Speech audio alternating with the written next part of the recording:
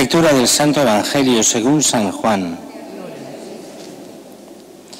Se acercaba la Pascua de los judíos y Jesús subió a Jerusalén y encontró en el templo a los vendedores de bueyes, ovejas y palomas, y a los cambistas sentados y haciendo un azote de cordeles, los echó a todos del templo, ovejas y bueyes, y a los cambistas les esparció las monedas y les volcó las mesas. Y a los que vendían palomas les dijo: quitad esto de aquí, no convirtáis en un mercado la casa de mi Padre. Sus discípulos se acordaron de lo que está escrito: el celo de tu casa me devora. Entonces intervinieron los judíos y le preguntaron: ¿qué signos nos muestras para obrar así? Jesús contestó: destruid este templo y yo en 3 días lo levantaré. Los judíos replicaron: 46 años ha costado construir este templo, y tú lo vas a levantar en 3 días. Pero él hablaba del templo de su cuerpo. Y cuando resucitó de entre los muertos, los discípulos se acordaron de que lo había dicho, y creyeron a la Escritura y a la palabra que había dicho Jesús. Mientras estaban en Jerusalén por las fiestas de Pascua, muchos creyeron en su nombre, viendo los signos que hacía, pero Jesús no se confiaba a ellos, porque los conocía a todos y no necesitaba el testimonio de nadie sobre un hombre, porque él sabía lo que hay dentro de cada hombre. Palabra del Señor. Gloria a ti, Señor Jesús. En la primera lectura, si os acordáis, íbamos viendo las diferentes alianzas. Y después de haber visto la primera de Abraham, la de Noé, después la de Abraham, ahora la alianza de Moisés con los 10 mandamientos. Acordémonos que los 10 mandamientos de la ley antigua no son los 10 mandamientos que enseñamos en la Iglesia Católica, porque los 10 mandamientos que enseñamos, los que aprendisteis desde el catecismo de niños, son los 10 mandamientos pasados por el Evangelio. Pongamos solo un ejemplo. Si os fijáis en el primer mandamiento: yo soy el Señor tu Dios que te saqué de la tierra de Egipto, de la casa de esclavitud, no tendrás otros ídolos frente a mí. O sea, yo soy el único Dios. Eso vendría a decir simplemente eso: no tendremos otros dioses, solo es uno, no hay más dioses, solo hay un Dios. Esto los cristianos lo creemos: solo hay un Dios en 3 personas, el Padre, el Hijo y el Espíritu Santo. Pero es cierto también que lo que nos dice el Nuevo Testamento es: todos los mandamientos son amar a Dios por encima de todo, sobre todas las cosas, y al prójimo como a ti mismo. Así, el primer mandamiento no es reconocer que hay un Dios, sino amarlo con todo el corazón, con toda el alma, con todas las fuerzas. Amar a Dios es lo fundamental, lo principal. La segunda lectura, aquí vienen todos los mandamientos de la ley antigua, pero para nosotros decimos: lo principal es el Evangelio y es Cristo.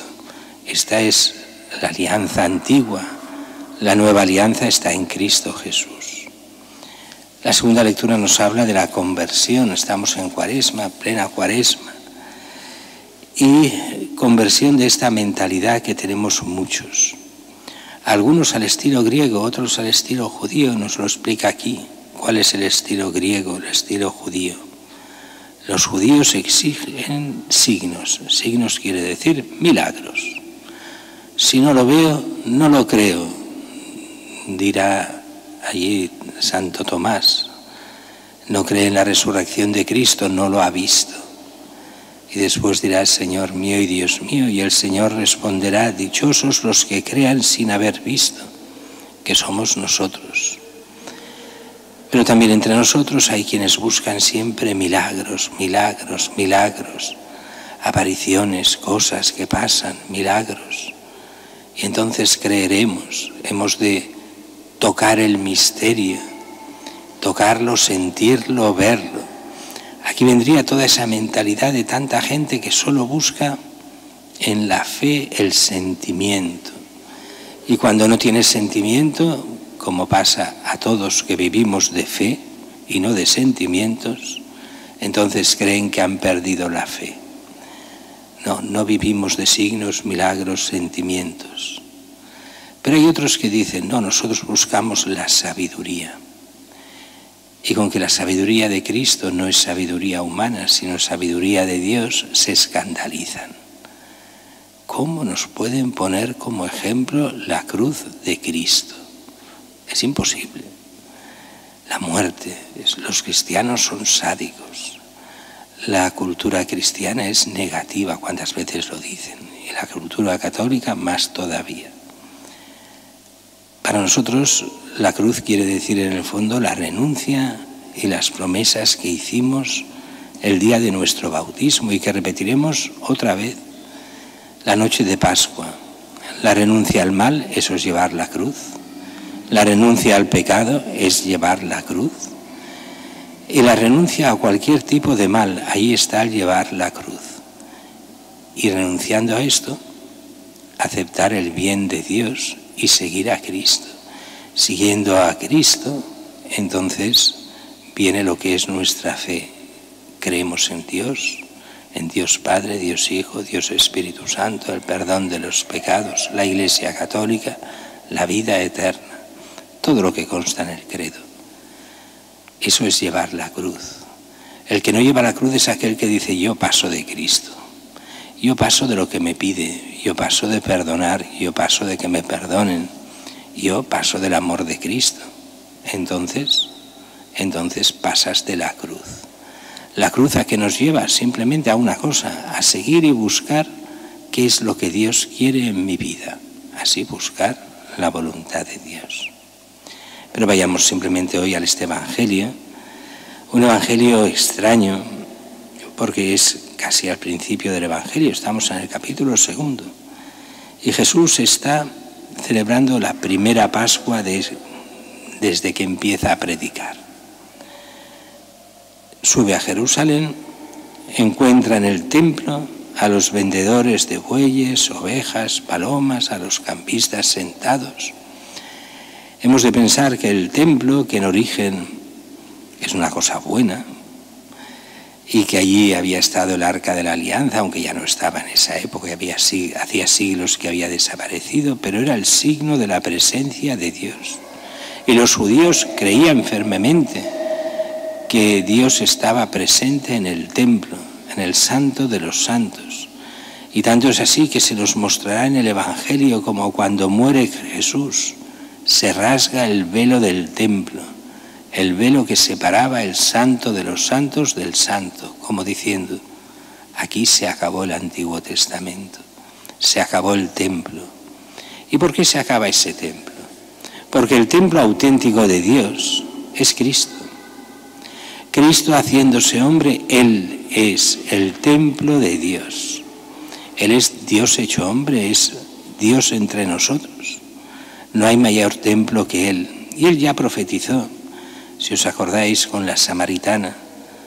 Habrá un momento que ya no se adore ni en Jerusalén ni en vuestro templo de los samaritanos, sino que se adorará a Dios en espíritu y en verdad. Y esos son los adoradores que Dios quiere. O sea, los que adoran a Cristo, Hijo de Dios, y al Padre que lo ha enviado y al Espíritu Santo. Nosotros adoramos, pero ya no en el templo de Jerusalén. Y precisamente si a alguien adoramos de una forma especialísima es a Cristo Eucaristía, porque Él se nos hace presentes en cada misa. Presente para ser adorado, para ser comido y después para ser reservado y llevado a los enfermos especialmente, o aquellos que no pueden participar en la misa, y que Cristo entre en el mundo y lo entra sacramentalmente en la misa, pero que se nos pide estar convertidos. el recibir la comunión no es simplemente un derecho de los fieles. Cuando se ve así, vamos mal. Es el estar en comunión con Cristo. Cuando uno es fiel de verdad, claro que tiene derecho a comulgar, pero cuando uno es fiel, y fiel quiere decir cuando sigue los mandamientos de Cristo, cuando se confiesa, cuando quiere vivir como Cristo enseña, entonces claro que tiene todo el derecho del mundo a comulgar. Pero no es un derecho como como los derechos modernos, que lo que vienen a decir es: yo tengo mis derechos y no tengo ninguna obligación. Así que yo hago lo que me da la gana, pero tengo el derecho a hacer lo que quiera. Eso no es el derecho en la Iglesia. En la Iglesia no hay derechos de este tipo. En la Iglesia lo que hay es la fidelidad a Cristo y los que quieran ser fieles. Entonces, claro que sí. Entran en plenitud, no me gusta la palabra de derechos, pero se puede decir también de derechos para el bien en la Iglesia. Pero cuando uno cree tener derechos por sí mismo, no por la fidelidad a Cristo, entonces está acabado. Jesús en el templo saca a los bueyes, ovejas, tira la mesa de los cambistas. ¿Por qué saca a los bueyes? Hay dos razones. Una razón material. ¿Qué están haciendo allí? Convirtiendo la casa de oración en simplemente un mercado. Y es cierto. Muchas veces tenían que traer las ofrendas y en vez de traer las ofrendas llevaban el dinero, compraban allí mismo, en el mismo templo, y que sacrificasen esas ofrendas. No era el espíritu con lo cual eso se había hecho. Después llegaban allí judíos de todo el mundo, con todas las monedas del mundo, y habían los cambistas, que cambiaban el dinero a la moneda greco-romana, griega o romana, que eran las dos que se usaban allí. Y como siempre se llevaban su tanto por ciento de los cambios, y gente que se hacía rica con esto de los cambios del dinero.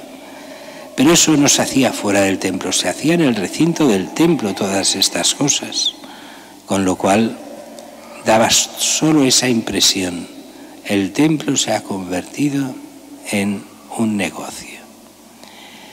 A veces puede parecer también que en la Iglesia eso sea así, y si es así hemos de hacer todo lo posible para que realmente no sea así.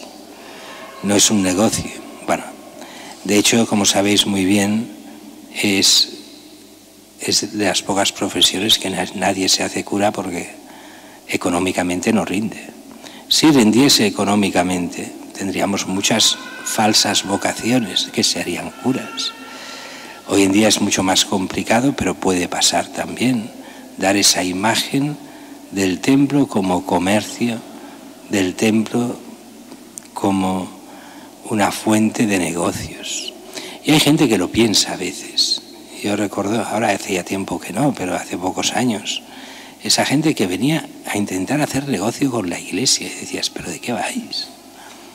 Pero que tenía una mentalidad de negocio. No, es que aquí se puede hacer esto y lo otro y lo demás allá. Que no vamos por ahí, que lo nuestro no es hacer negocio.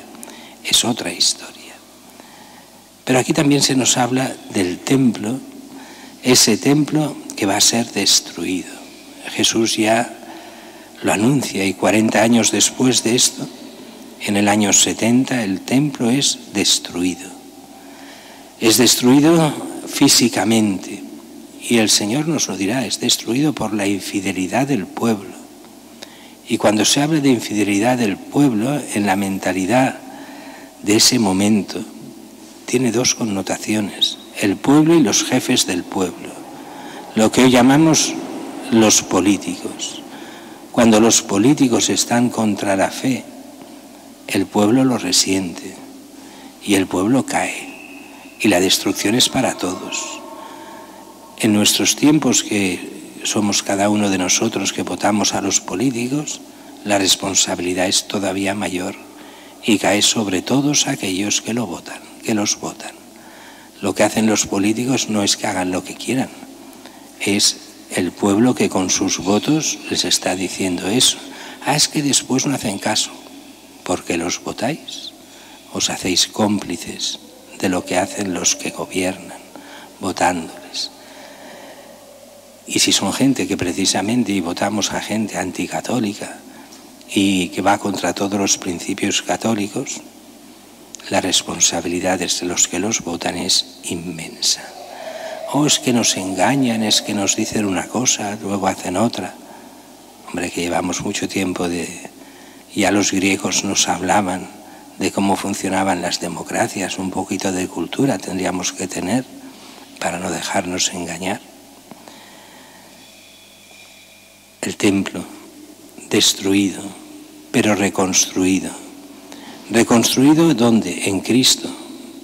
Matad este templo y en 3 días lo reconstruiré. El templo auténtico ya no será el templo de Jerusalén, es Cristo. Y en Cristo todos aquellos que vivan de Cristo. El que vive en gracia de Dios es templo del Espíritu Santo, pero ha de vivir realmente en gracia de Dios para ser presencia de Dios en medio del mundo.